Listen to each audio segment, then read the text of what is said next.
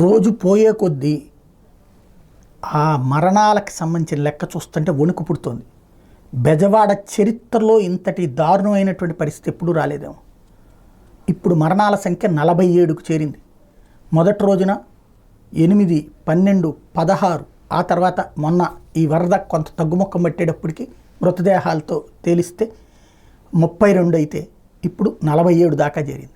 ఇంకా ఎంతమంది చనిపోయారో తెలియదు, ఎంతమంది గల్లంతయ్యారో తెలియదు. ఎందుకంటే ఇది ఇందులో నేను ప్రభుత్వాలని నిందించట్లేదు, బట్ మరణాలకు సంబంధించిన ఇప్పుడు లెక్క తేల్చాల్సినటువంటి అవసరం ఉంది. ఒక్కసారిగా విరుచుకుపడ్డటువంటి వాటర్, తెల్లవారుజామున అప్పుడే నిద్ర మేల్కుంటున్నటువంటి వాళ్ళకి ఒక్కసారిగా ఇళ్లలోకి నీళ్లు వచ్చేస్తుంటే షాక్ అయ్యి పరుగులు పెట్టినటువంటి పరిస్థితి.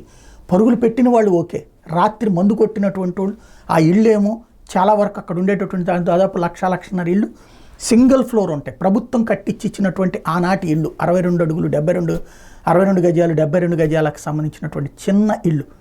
ఈవెన్ 72 గజాలు వాటిని సగం చేసి కట్టుకుని అద్దెలకిచ్చుకున్నటువంటి వాళ్ళు కూడా ఉన్నారు. ఇప్పుడు ఆయా ఇళ్లలో ఉండేటటువంటి పేదలు ఎక్కడికి వెళ్ళాలో కూడా తెలియదు. వాటర్ 6 అడుగులు 7 అడుగులు 8 అడుగులు దీని దాకా ఉంటే నేను మొన్ననే చెప్పినట్టు చెట్లు పట్టుకుని అలాడినటువంటి వాళ్ళు ఉన్నారు. కానీ ఇక్కడ వచ్చేటప్పటికి పరుగులు పెట్టి ప్రాణాలు కాపాడుకోవాల్సినటువంటి పరిస్థితి వచ్చింది. కానీ అందులో ఆ టైంలో బళ్ళ మీద ఉన్నటువంటి వాళ్ళు లేకపోతే ఎంతమంది కొట్టుకుపోయారో తెలియదు. ఇప్పుడు ఏలాడుతున్నటువంటి శవాలు, ఇంకోటి నీళ్లు ఆహారం అందక తల్లడిల్లిపోయి బీపీలు ఉన్న షుగర్లో ఉన్నటువంటి వాళ్ళు అలాగా చనిపోయినటువంటి వాళ్ళు ఎందరు ఉన్నారో అది తర్వాత తెలుస్తుంది. ప్రస్తుతానికైతే మాత్రం వరదల్లో చిక్కుకున్న మృతదేహాలు 47 దాకా తేలిని. ఇంకా ఏంటి అన్నటువంటిది వివిధ ప్రాంతాలు పూర్తిగా చెక్ చేస్తాయి. ఎందుకంటే కొంతమంది మా వాళ్ళు కనిపించట్లేదు అని చెప్తున్నారు. కాబట్టి ముందు కమ్యూనికేషన్ సెట్ రైట్ అయితే, సెల్ ఫోన్లు సిస్టమ్ సెట్ అయితే అప్పుడు వాళ్ళు ఎక్కడన్నా ఉంటే తెలియడానికి వీలుంటుంది, వీళ్ళ ఫోన్లు చేయడానికి వీలుంటుంది. అలాగే ఆ ఇళ్లలో ఉన్నటువంటి వాళ్ళకి ఒక అవగాహన వస్తుంది.